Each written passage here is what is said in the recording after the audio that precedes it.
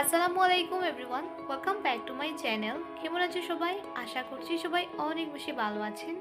আজ চলে এসেছি রমজান স্পেশাল একটা রেসিপি নিয়ে। আজকে আমি আপনাদের সাথে শেয়ার করছি একেবারে তেল ছাড়াই হেলদি দোসা রেসিপি। একেবারে ঝটপট ঝামেলা ছাড়াই এই দোসা রেসিপিটা ইফতারিতে তৈরি করা যেতেই পারে। এই দোসাটা তৈরি করতে খুব বেশি সময় প্রয়োজন হয় না। একেবারে ঝটপট আর ঝামেলা ছাড়াই এই দোসাটা তৈরি করা যেতে পারে, আর খেতে কিন্তু ভীষণই ভালো হয়। তাহলে চলুন কথা না বাড়িয়ে আজকের এই হেলদি দোসা রেসিপিটা আপনাদের সাথে শেয়ার করি। দোসা তৈরি করার জন্য প্রথমে একটা বলের মধ্যে নিয়ে নিলাম 1 কাপ পরিমাণ চিড়া। এখন এর মধ্যে দিয়ে দিচ্ছি কিছুটা পরিমাণ পানি। পানি দিয়ে চিড়াগুলোকে হাত দিয়ে এভাবে কচলে কচলে ভালো করে ধুয়ে পরিষ্কার করে নেব। তো চিড়াগুলো আমার ভালো করে ধোয়া হয়ে গিয়েছে। এখন এর মধ্যে দিয়ে দিচ্ছি 1 কাপ পরিমাণ সুজি, স্বাদ অনুযায়ী লবণ, আর দিয়ে দিচ্ছি 1 কাপ পরিমাণ দই। দই দেওয়ার পর সবকিছুকে একটা চামচ দিয়ে ভালো করে নেড়েচেড়ে মিশিয়ে নিচ্ছি। এই দোসাটা তৈরি করতে আমি এখানে নিয়েছি 1 কাপ পরিমাণ চিড়া, 1 কাপ পরিমাণ সুজি আর 1 কাপ পরিমাণ দই। এখানে যদি আপনারা চিড়ার পরিমাণ 2 কাপ দেন তাহলে সুজিও 2 কাপ দিতে হবে, আবার দইও 2 কাপ দিতে হবে, অর্থাৎ সবকিছুর পরিমাণ সমান থাকতে হবে। সবকিছুকে ভালো করে মিক্স করে নেওয়ার পর এখন এটাকে একটা ঢাকনা দিয়ে 10 মিনিট রেস্টে রেখে দেব। 10 মিনিট পর ঢাকনাটি খুলে নিচ্ছি। দেখতে তো পাচ্ছেন দোসার মিশ্রণটা অনেকটা নরম হয়ে গিয়েছে। এখন একটা চামচ দিয়ে মিশ্রণটাকে একটু নেড়েচেড়ে নিচ্ছি। এখানে একটা ব্লেন্ডার নিয়েছি। এখন এই ব্লেন্ডারের মধ্যে আস্তে আস্তে তৈরি করে রাখা দোসার মিশ্রণটা দিয়ে দিচ্ছি। এর মধ্যে সামান্য পরিমাণ পানি। তারপর এটাকে ঢাকনা দিয়ে ঢেকে ভালো করে ব্লেন্ড করে নেব।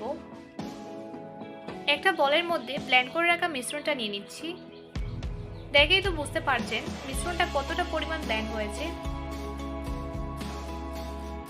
এখন এর মধ্যে দিয়ে দিচ্ছি হাফ চা চামচ পরিমাণ বেকিং সোডা। তারপর সবকিছুকে একটা চামচ দিয়ে ভালো করে নেড়েচেড়ে মিশিয়ে নিচ্ছি। চুলোয় একটি প্যান বসিয়ে এই প্যানটাকে ভালো করে গরম করে নিয়েছি। এখন এর মধ্যে দিয়ে দিচ্ছি তৈরি করে রাখা দোসার মিশ্রণটা। তারপর একটা চামচ দিয়ে মিশ্রণটাকে চারিপাশে ছড়িয়ে দিচ্ছি। এই দোসাটা তৈরি করতে কোনো ধরনের তেলের প্রয়োজন হবে না।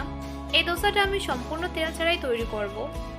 একেবারে তেল ছাড়া হেলদি এই দোসা রেসিপিটা ইফতারের জন্য তো একবার হলেও তৈরি করা যেতে পারে। এ পর্যায়ে আমার চুলোর আঁচ আছে মিডিয়াম টু লো আঁচে রেখে আমি দোসাটাকে তৈরি করে নেব।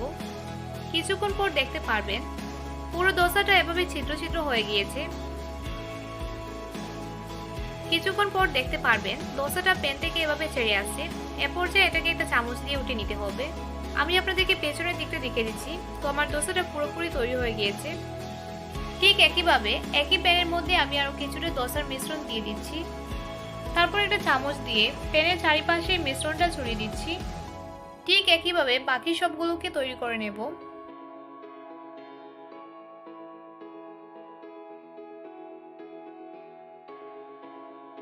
তৈরি হয়ে গেল আজকের ভীষণ মজাদার একেবারে তেল ছাড়াই দোসা রেসিপি।